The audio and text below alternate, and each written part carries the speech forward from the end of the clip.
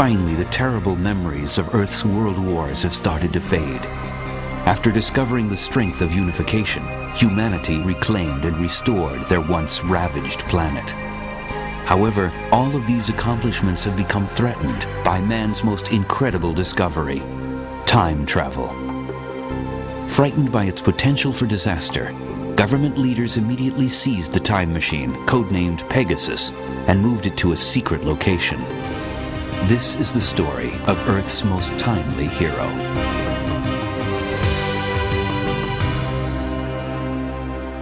Well, Andy, I have time traveled. I've gone into the future and yanked you back to the program. How are you? Indeed. I had to teleport back to the phone, George. Give us, if you can, some information. Did anything go wrong with Project Pegasus? Anything? Oh, God. Sometimes a technical glitch would occur where the vortal tunnel that had been opened up in the time-space continuum would begin to collapse. And it was during one of those emergency interruptions of a teleporting.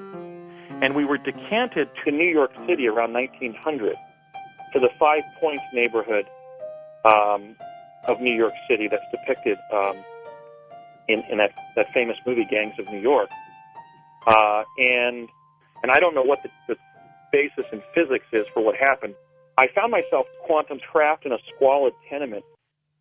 And so one of the more terrifying aspects was just fending for myself for several days. And so I think I have a special insight now to really how miserable living conditions were in certain periods of history and how lucky we are to enjoy a much better time to be alive. We are very lucky, aren't we? Yes. When was the last time that you teleported?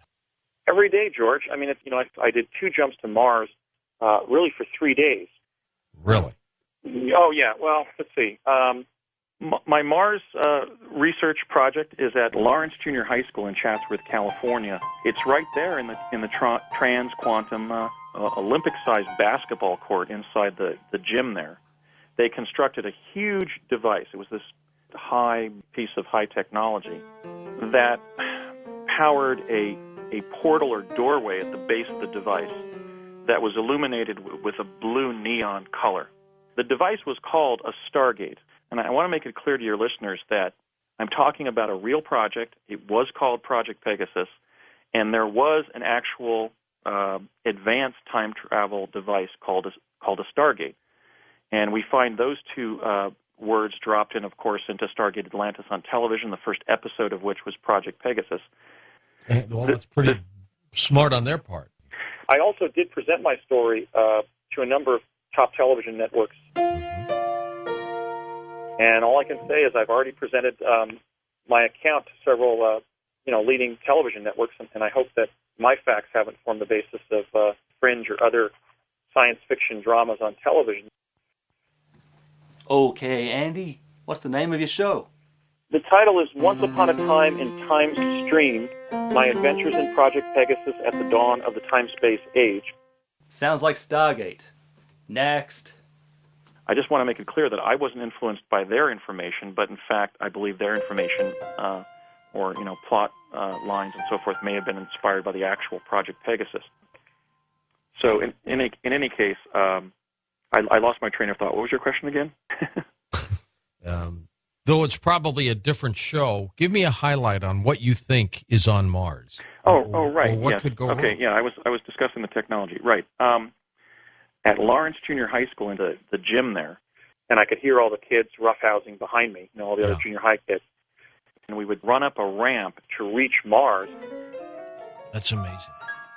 Strangely, I found a very elaborate statue of a bee with the head of a man. Sounds like the Twilight Zone. The statue of a bee with the head of a man that's located immediately west of the Home Plate Plateau. That's one of the more interesting statues that I found up on Mars. So it's odd that we would find the statue of a bee with the head of a man at this time in Earth's history on one of our neighboring planets. Can you say, Andy, whether we get hit by an asteroid or anything like that? Well, there was catastrophic information that was revealed in one of the time probes. Let me describe it. I quantum leap to the U.S. Supreme Court building on the Mall in Washington, D.C. in the year 2013. The U.S. Supreme Court building was under about 100 feet of brackish water. In fact, there was algae growing on the stately columns in the front of that building. The buildings were very beautiful. The environment was sort of a garden city where there was a sort of a balance between the built and the natural environment. And I do believe that year was selected because of the concern regarding the Mayan prophecy and what may befall us, on December 21st of 2012. 2012. But had not yet occurred from the perspective of our position in the time-space continuum. And basically give the U.S. Defense Department and this project under Donald Rumsfeld a history of the future. So when I described this probe to 2013, in which clearly there had been a mass disaster and very advanced activities were going on. I mean, one of the things I remember is people were going by on the sidewalk on the sedgeways that Dean Kamen has invented in our time. Yeah. So there had clearly been positive transformation of society that involved not just appropriate technologies such as the sedgeway of Dean Kamen, but also the use of substantial coastal flooding, in which presumably the entire eastern seaboard had been flooded with a substantial amount of water. God knows from what. Yeah. Global warming, maybe the collapse of La Palma in the Canary Islands into the Atlantic, perhaps a meteor strike in one of the world's oceans. The future was a pretty nice place to visit. What a story. Mm-hmm. We'll go to Brian in Oregon City, Oregon. Go ahead, Brian. You're up with us. Hey, George. I have to be frank. I really don't believe your guest. I want to know why, if we have all this wonderful time travel technology that's so fantastic, why 9/11 wasn't, undone. 9/11 hasn't come up yet in tonight's broadcasting, so let me raise it. Project Pegasus recovered prior information about 9/11. It's an 18 to 20-second film loop of one of the planes hitting one of the Twin Towers. I saw that plane hit the first tower. I witnessed it personally. Now, the reason I believe that 9/11 wasn't stopped as a result of the Defense Department having prior knowledge of it was because if it's a big event like 9/11 that affects a lot of people, if you prevent it from happening, you then divert the course of all of the events that occur after that event. The paradox is you can't change a future event. So I believe that relative to 9/11, that the U.S. government knew that it was coming. We have evidence of that. We have the moving of Don Rumsfeld's desk to the other side of the Pentagon and other clues that they were preparing for that event on that day. Rumsfeld, in my book, has created problems in Iraq and Afghanistan with aspartame and everything else. Tell me what you think his true involvement was with Project Pegasus. Well, I know what his involvement was. He was the defense attaché. And so I think, to the extent that he's now a man in his mid-70s of advanced years, he has everything to gain historically by coming clean about this particular chapter in his career so that teleportation can literally be unleashed to advantage humanity. I mean, he's had a very controversial career and yet was secretly serving on this time-space project. And so, I mean, if we didn't keep planes, trains, and automobiles secret, why were we keeping this teleportation technology secret?